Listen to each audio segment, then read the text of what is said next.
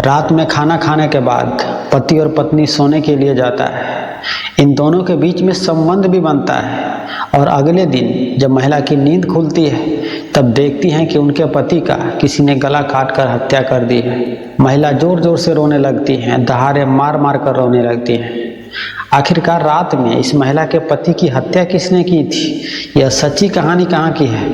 आइए विस्तार से बताता हूँ। नमस्कार साथियों, आप देख रहे हैं समाज संकट। आज समाज संकट में सच्ची कहानी जो बता रहा हूँ यह उत्तर प्रदेश की। उत्तर प्रदेश में एक जिला है शाहजहांपुर, थाना था पुवाया और गांव था भटपूरा चंदू। इसी भटपूरा चंदू गांव के रहने वाले 30 साल का आदमी जिसका नाम बलराम था, वो अपनी 28 साल की पत्नी पूजा और एक 6 साल के बेटा के साथ रहता था। बलराम मेहनत मजदूरी का काम करता था, लेकिन अपनी बीवी और बच्चों को कभी दुख तकलीफ नहीं होने देता था। वह दिन रात मेहनत करता था ताकि उनकी पत्नी और उनका बच्चा खुशहाल तरीके से जिंदगी जी सके। रोज की तरह बलराम 29 जनवरी 2025 को अपने घर से काम के लिए निकलता है। शाम में जब वह काम करने के बाद अपने घर पर आता है तब पत्नी खाना बनाकर रखी हुई थी। दोनों बैठकर खाना खाता है। खाना खाने के बाद दोनों सोने के लिए चला जाता है। फिर इन दोनों के बीच में शारीरिक संबंध भी बनता है और इसके अगले दिन सुबह के 7 बजे के आसपास जब पूजा की नींद खुलती है तब वह देखती हैं कि उनके पति का किसी ने गला काटकर हत्या कर दी है। पूरे घर में खून ही खून बिखरा पड़ा हुआ था।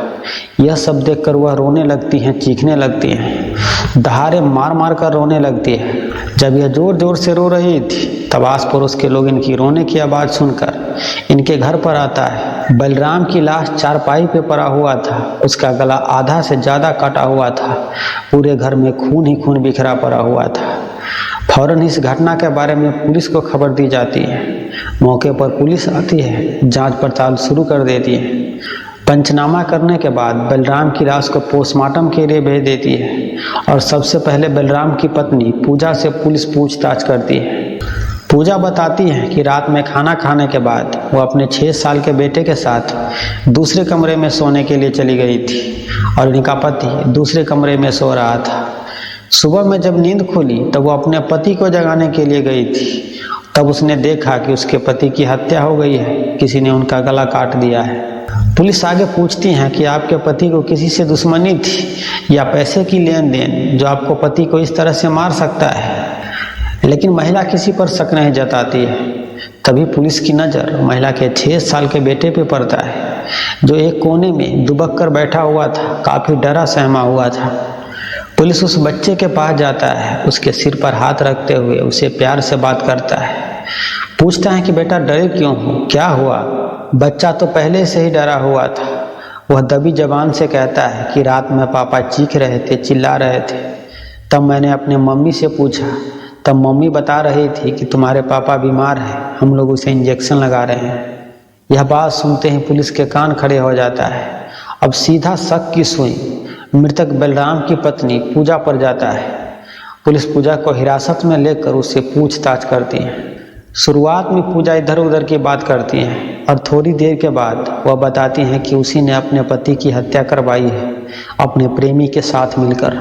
बलराम का एक 24 साल का भांजा था जिसका नाम आदेश था। बलराम की सबसे बड़ी बहन का यह बेटा था। अक्सर वह अपने मामा मामी से मिलने के लिए उनके घर पर आता था। इसी आने जाने के दौरान आदेश को अपनी मामी के साथ प्यार हो जाता है। पिछले 1.5 सालों से पूजा अपने पति के पीठ पीछे अपने सगे भांजे के साथ नाजायज रिश्ता में थी, उसके साथ संबंध बना रही थी। इस नाजायज संबंध के बारे में पूजा के पति को दूर दूर तक भनक नहीं थी, लेकिन घटना से 10 रोज पहले जब मामी भांजे संबंध बना रहा था तभी महिला के 6 साल का बेटा देख लेता है।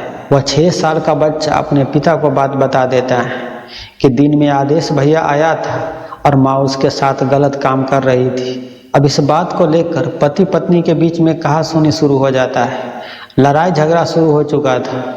रोज शाम में काम खत्म करने के बाद बलराम जब घर पर आता था तब इसी बात को लेकर वो अपनी पत्नी को गाली देता था।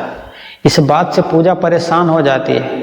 तब वो अपने प्रेमी उस भांजे को फ़ोन कर कर बताती है कि रोज़ तुम्हारा मामा मुझे गाली देता है, मारता पीटता है अगर तुम चाहते हो कि जैसे हमारे तुम्हारे बीच में पिछले 1.5 सालों से रिश्ता है, यह रिश्ता बरकरार रहे, तो तुम अपने मामा को मार डालो। भांजा भी अपने मामी के प्यार में इस कदर पागल हो चुका था कि वह फौरन हाँ कर देता है, अपने मामा का कत्ल करने के लिए तैयार हो जाता है। तब यह दोनों मिलकर बलराम को मारने का प्लान बनाता है। 28 जनवरी 2025 को जैसे ही सुबह में मजदूरी के लिए बलराम अपने घर से निकलता है, इसके कुछ ही देरों के बाद पूजा भी अपने घर से निकलती है। वो एक हंसिया हाथ में लेती है और मार्केट चली जाती है। वही हंसिया जिससे जानवर के लिए चारा काटा जाता है, घास काटा जाता है। मार्केट में जाकर उस पर धार लगा लेती है और धार लगवा कर वो अपने घर आ जाती है। उस हंसिया को बेड के नीचे छुपा देती है। वो अपने भांजे को बता चुकी थी कि रात के 10 बजे के आसपास तुम घर के पीछे रहना। जैसे ही तुझे फ़ोन करूँगी तुम घर के भीतर आ जाना, दरवाज़ा खोल कर रखूँगी। शाम में मजदूरी कर कर बलराम जब अपने घर पर आता है तब पूजा बड़े प्यार से बात करती है। अपने पति से माफ़ी मांगते हुए कहती है कि मैं बहक गई थी, मुझसे गलती हो गई, मुझे माफ़ कर दो। बलराम ने सोचा कि उसकी पत्नी को अपनी गलती पर एहसास हो चुका है। वो अपने पत्नी को माफ़ कर देता है। इसके बाद पूजा बड़े प्यार से बलराम को खाना खिलाती है। दोनों साथ में बैठकर खाना खाती है। 6 साल के बेटे को पहले ही खाना खिलाकर वह दूसरे कमरे में सुला दी थी। खाना खाने के बाद पूजा अपने पति को लेकर बेडरूम में जाती है। वहीं वह रोमांस करने लगती हैं, प्यार करने लगती हैं। दोनों के बीच में संबंध भी बनने लगता है। इसी संबंध बनाने के दौरान पूजा अपने प्रेमी और भांजे को फ़ोन कर देती है। भांजा पहले से अपने एक दोस्त के साथ घर के पीछे इंतजार कर रहा था। उस दोस्त का नाम था रामचंद्र। जैसे ही मोबाइल की घंटी बजता है, यह दोनों घर के भीतर जाता है। सीधा यह पूजा के बेडरूम में घुस जाता है। पूजा जो अपने पति के साथ संबंध बना रही थी, वहाँ से उठकर खड़ी हो जाती है। फिर यह दोनों मिलकर बलराम को काबू कर लेता है। इसी दौरान पूजा बेड से हंसिया निकालती है और अपने पति का गला काट देती है। जब वह जोर से चीखा और चिल्लाया था तब उसके 6 साल का बेटा जो दूसरे कमरे में सो रहा था, उसकी नींद खुल जाती है। तब वो अपने मम्मी पापा के कमरे में आता है। तब वह मासूम सा बच्चा देखता है कि उसके पिता को 2 लोगों ने पकड़ा है। उसकी माँ के हाथ में हंसिया है। इस पर वह बच्चा अपनी माँ से कहता है कि पापा को क्या हुआ। महिला को कुछ समझ में नहीं आ रही थी कि आखिर वह बोले तो क्या बोले। तभी उसके दिमाग में एक आइडिया आती है और वो अपने बच्चे से कहती है, तुम्हारे पापा का अभी तबीयत खराब है, हम लोग उसे इंजेक्शन दे रहे हैं, तुम अपने कमरे में सोने के लिए चले जाओ। वह 6 साल का मासूम बच्चा इतनी भयानक सीन देखकर काफ़ी डर जाता है। वह दूसरे कमरे में सोने के लिए चला जाता है। कुछ देर के बाद बलराम तड़प तड़प कर जब मर जाता है, तब रामचंद्र कमरे से निकलकर बाइक के पास चला जाता है जहाँ पर वह बाइक खड़ी की थी। अब बारी थी जश्न मनाने की। तब पूजा अपने भांजे के साथ उसी कमरे में, जिस कमरे में यह दोनों मिलकर अपने पति की हत्या की थी, वहीं पर यह अपने भांजे के साथ संबंध बनाती है। संबंध बनाने के बाद आदेश अपने दोस्त के साथ बाइक पर बैठकर अपने घर चला जाता है। पूजा अपने पति की लाश को वैसे ही छोड़ देती है। इसके बाद वह दूसरे कमरे में आती है और अपने 6 साल के बेटे के साथ सो जाती है, मानो कुछ हुआ ही नहीं हो। फिर यह अगले दिन सुबह में रोने पीटने की एक्टिंग करती हैं कि उसके पति की किसी ने हत्या कर दी। तो दोस्तों, यह थी आज की अफसोसनाक कहानी, जिसमें एक महिला अपने सगे भांजे के साथ नाजायज संबंध बना रही थी और इसी नाजायज संबंध को कंटिन्यू जारी रखना चाहती थी। इसीलिए महिला ने अपने पति की हत्या करवा दी। इस मामी और भांजे के बारे में अगर आप कुछ बताना चाहते हैं तो अपनी राय हमें कमेंट कर जरूर बताइए। हम आपसे ऐसे ही सच्ची कहानी के साथ मिलते रहेंगे। तब तक आप अपना बहुत सारा ख्याल रखिए। जय हिंद, जय भारत।